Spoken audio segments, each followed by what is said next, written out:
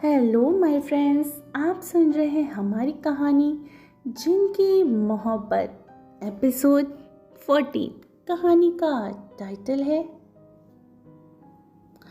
जन्नत की जेलसी। तो चलिए अब हम कहानी को आगे बढ़ाते हैं। सॉरी, कल मैं ये स्टोरी नहीं अपलोड कर पाई थी क्योंकि मुझे बहुत लेट हो गया था, इस वजह से माफ़ कर दीजिए, ठीक है ना।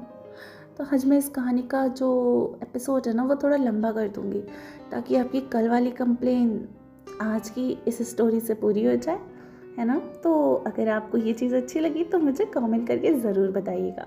तो चलिए कहानी को आगे बढ़ाते हैं। प्रिया जब खाली टेबल के ऊपर बैठने ही जा रही थी कि तभी प्रिशा उस सीट पर जाकर बैठ गई।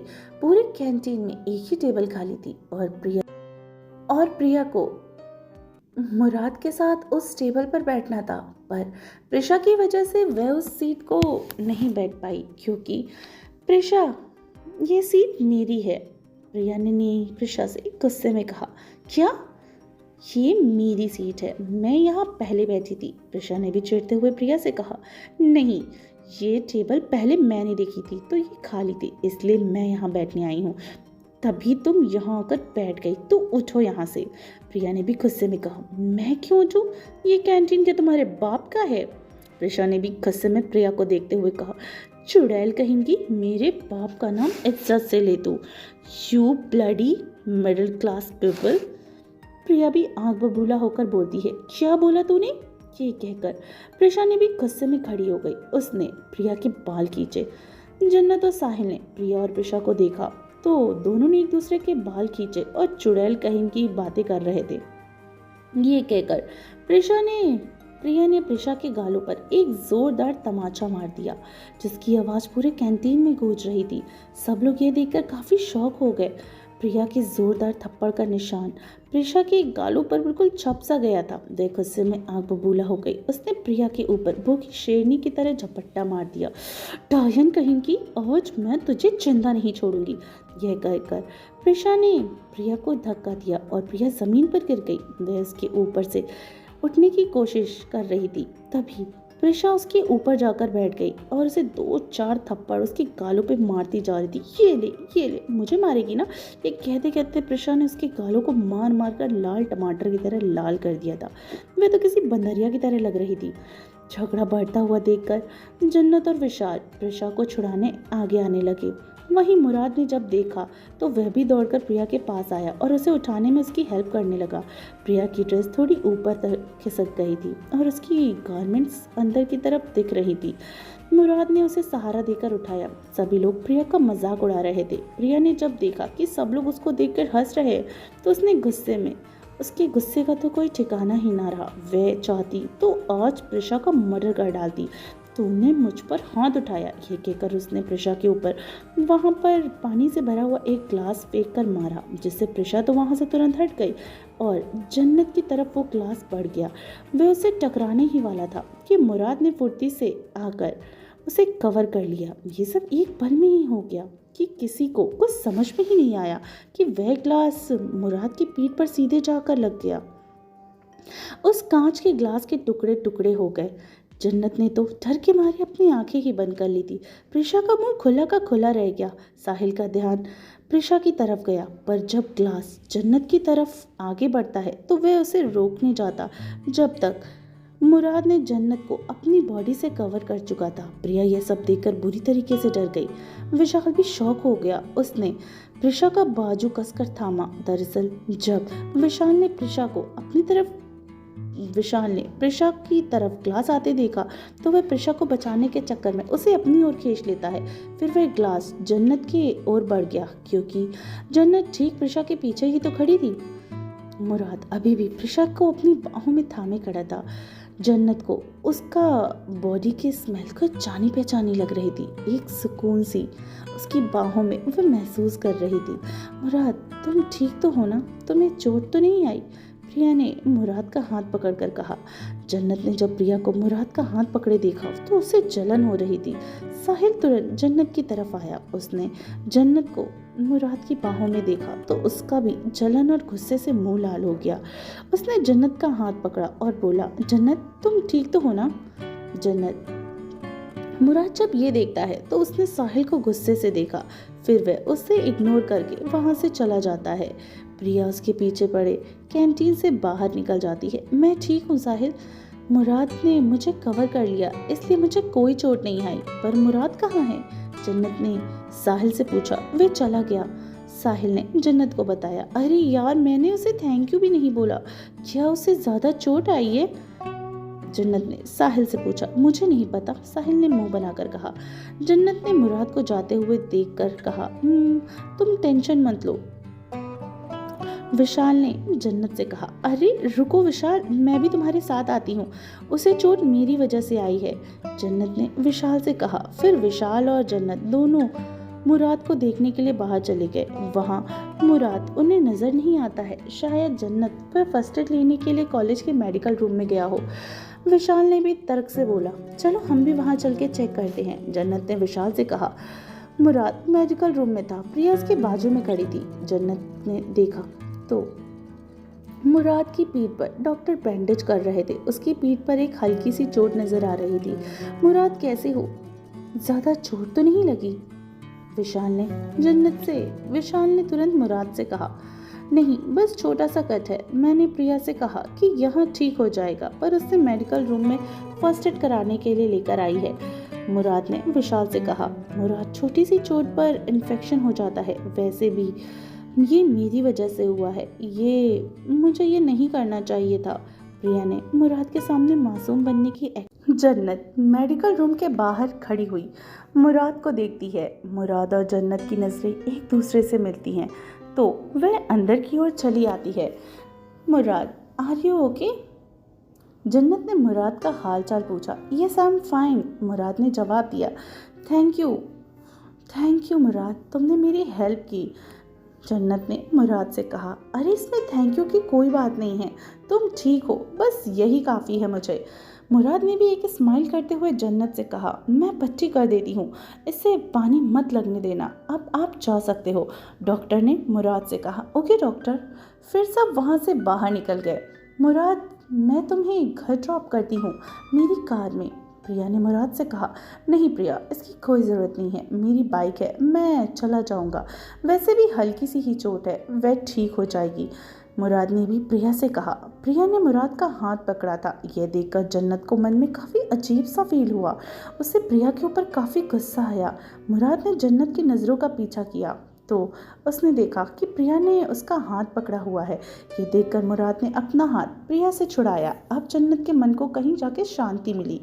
मुराद ने जन्नत की तरफ देखा और हल्के से मुस्कुराया। फिर वह वहाँ से अपनी बाइक पर बैठकर चला गया। प्रिशा, साहिल जन्नत का ही गेट पर इंतजार कर रहे थे। जन्नत, मुराद कैसा है अब? प्रिशा ने जन्नत से कहा। वह ठीक है, उसे ज़्यादा चोट नहीं लगी है, जन्नत ने प्रिशा को कहा। चलो अब हम सब चलते हैं, प्रिशा ने जन्नत से कहा। रुको, मैं और विशाल तुम्हें घर छोड़ देता हूँ, साहिल ने प्रिशा से कहा। नहीं, इसकी कोई ज़रूरत नहीं है, हम चले जाएंगे साहिल, प्रिशा ने साहिल से कहा। तो क्या हुआ, रास्ते में तुम्हारा स्टॉप आता है, वहाँ उतर जाओ तुम दोनों, साहिल ने भी उसे कहा। वह प्रिशा को मना रहा था। ठीक है साहिल, प्रिशा ने साहिल की इस रिक्वेस्ट को मान लिया। जन्नत, तुम मेरी बाइक पे बैठ जाओ, विशाल ने मजाक में कहा। तब साहिल ने से घूर कर विशाल की ओर देखा। वह विशाल को मन में ही 1000 गालियां दे रहा था। ठीक है, प्रिशा ने भी विशाल को हाँ कह दिया। अरे नहीं नहीं जन्नत, तुम मेरी बाइक पर बैठो, ये विशाल तो मजाक कर रहा है, वह प्रिशा को बाइक पर बिठाने वाला था, साहिल ने जन्नत को समझाते हुए कहा। मैं और इसकी बाइक पर? ना बाबा ना, प्रिशा ने मना करते हुए कहा। क्यों नहीं, आज तो विशाल ने तुम्हें सुपर हीरो की तरह बचाया भी था और कितना केयर करता है ये तुम्हारी, है ना विशाल, साहिल ने विशाल को चिढ़ाया। बेचारा विशाल, कहाँ वो साहिल की टांग खींच रहा था और कहाँ साहिल ने पूरा दांव ही पलट डाला। वैसे भी विशाल सर तुम आजकल प्रिशा से कुछ ज़्यादा ही फिक्र नहीं करने लगे हो। जन्नत ने भी विशाल से कहा। ये विशाल और मेरी फिक्र, तुम्हारा दिमाग तो ठीक है ना जन्नत। साहिल, जन्नत और प्रिशा, साहिल जन्नत को देखकर, साहिल और जन्नत, प्रिशा ने उन दोनों से ये कहा। प्रिशा ने जन्नत और साहिल को देखते हुए ये बात बोली थी। बोल दूं क्या विशाल की मॉर्निंग में तुम प्रिशा के बारे में, जन्नत आगे कुछ कहनी ही वाली थी कि विशाल ने उसे टोकते हुए कहा, क्या क्या प्रिशा के बारे में तुम चुप रहो। प्रिशा मैं तुमको ड्रॉप करता हूँ, ओके। विशाल हड़बड़ा कर बोल रहा था। विशाल शर्मा भी रहा था, वह घबरा कर हकला रहा था। दरअसल विशाल अब थोड़ा थोड़ा प्रिशा को पसंद करने लगा था। शायद प्रिशा से नोक झोंक होने की वजह से वो उसे अच्छी लगने लगी थी।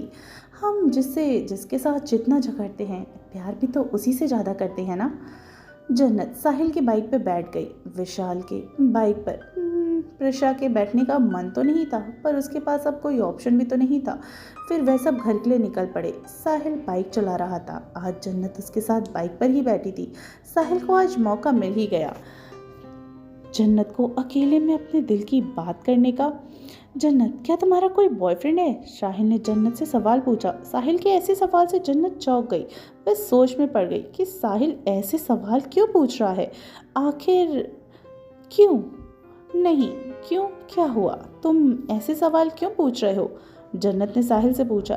नहीं, बस ऐसे ही, मुझे लगा कि तुम्हारा कोई बॉयफ्रेंड होगा, साहिल ने जन्नत से कहा। साहिल उसे आज प्रपोज करने वाला था, सोच रहा था, पर उसकी तो बोलती ही बंद हो गई। वह काफ़ी डरा हुआ भी था। अचानक उसकी बाइक को झटके देने लग जाती है। क्या हुआ साहिल तुम्हारी बाइक को? जन्नत ने साहिल से पूछा। वो मैं चेक करता हूँ। साहिल रास्ते में बाइक रुक जाती है और वो उसे चेक करने लगता है। वह बाइक स्टार्ट करने की कोशिश करता है, पर उसकी बाइक स्टार्ट होने का नाम ही नहीं ले रही थी। तभी वहाँ पर जन्नत को दूर से जाता देखकर मुराद जन्नत को देखकर अपनी बाइक को रोकता है। क्या हुआ भाई, खराब हो गई क्या? मुराद ने भी सवाल पूछा। हाँ मुराद, वह कब से स्टार्ट नहीं हो रही है। तुम तो पहले निकल गए थे, तो इधर कैसे? जन्नत ने मुराद से सवाल पूछा। वो बस में थोड़ा काम था कॉलेज के पास ना, इसलिए अब जा रहा हूँ। वैसे मैं छोड़ देता हूँ तुम्हें घर, मुराद ने जन्नत को कहा। नहीं, इसकी कोई ज़रूरत नहीं है, मेरी बाइक स्टार्ट हो जाएगी, साहिल ने मुराद से कहा। मुझे नहीं लगता कि ये फ़िलहाल स्टार्ट होने वाली है। मुराद ने एक शातिर मुस्कुराहट के साथ साहिल को देखा। साहिल बहुत चिढ़ गया। मुराद को वहाँ देखकर वह तो जन्नत को आज प्रपोज करने वाला था, पर उसकी बाइक ने आज रास्ते में उसे धोखा दे दिया। साहिल, मैं ऑटो से चली जाऊंगी, रहने दो, तुम मैकेनिक को कॉल करो, जन्नत ने काफ़ी चिढ़कर कहा। अरे जन्नत, ऑटो की क्या ज़रूरत है, वैसे भी मैं तुम्हारे स्टॉप तक छोड़ दूंगा।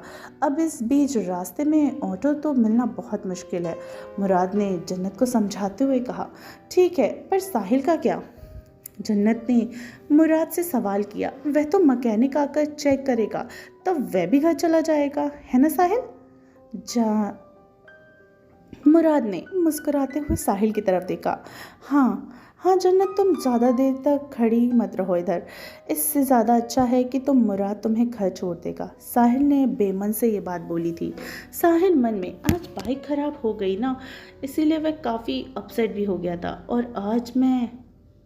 और मैं आज के दिन का कब से वेट भी कर रहा था, लेकिन कसम से मेरी तो किस्मत ही ख़राब है, और अब तो लगता है मुझे मैकेनिक को बुलवाना पड़ेगा। तो उधर जन्नत बोलती है, तो तुम मैकेनिक को बुलवा लो, मैं जाती हूँ, वैसे भी शाम होने वाली है, चलो बाय। ये कहकर वह मुराद के साथ बाइक पर बैठ गई। मुराद एक इवल स्माइल करके साहिल को देखता है और जन्नत को लेकर निकल जाता है। मुराद मन में, जन्नत तुम सिर्फ मेरी हो, ये साहिल आज तुम्हें प्रपोज करने का ख्वाब देख रहा था, आज मैंने इसे अच्छा सबक सिखाया है। तो आखिर कौन है ये मुराद? उसे साहिल के मन की बात कैसे पता चली, और क्या राज है इस मुराद के? जानने के लिए कहानी को सुनते रहिए और इस कहानी को उतना ही प्यार दीजिए जितना कि आपने अभी तक मेरी सभी कहानियों को दिया है। तो चलिए मिलती हूँ कहानी के अगले पार्ट में, तब तक आप अपना ख्याल रखिए और सुनते रहिए जिनकी मोहब्बत सिर्फ टिनी FM जान के साथ।